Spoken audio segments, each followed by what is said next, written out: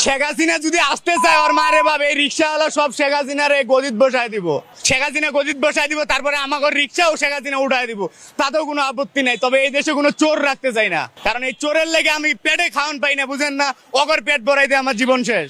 এই দেশের চোর ডাইরেক্ট বিএমপি, কারণ বর্তমান আমার কাছে আওয়ামী লীগ থাকতে আমার কাছে কোনোদিন কোনো চাঁদা চায় নাই। এখন তো আমার সদরঘাট জেলে 20 টাকা চাঁদা দেওয়া লাগে, শাহবাগ গেলে 1200 টাকা দেওয়া লাগে, গুলিস্তান গেলে 1200 টাকা দেওয়া লাগে। ওর কি মা উঁচু আমার কামাই লইতে হয়। আমার সারাদিন ওরে আমি রিক্সা চালাইতে দিতাম, ওর জায়গায় আমি ট্রাফিকই করতাম। ওর মারে যদি দেখ টাকা কামাইতে কতটা কষ্ট, এরা তো পারতেছে না।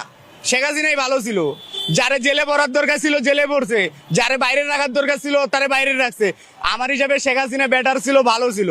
ও ছাড়া এই দেশে কোনো রাজনীতিবিদ নাই যে ওর উপরে কোনো রাজনীতি করতে পারবো। শেখ হাসিনার উপরে কোনো রাজনীতিবিদ নাই, এ বাংলাদেশের ভিতরে নাই, আর জন্মও নেবো না।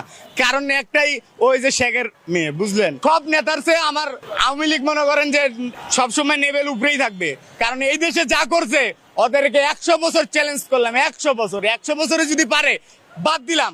এই যে ফ্লাইওভার করছে না, ফ্লাইওভারে যেগুলো খুঁড়ি করছে না, এই খুঁড়িগুলো ওরা করে দেখা তাই হইব। এই লাগবো না ফ্লাইওভার করা।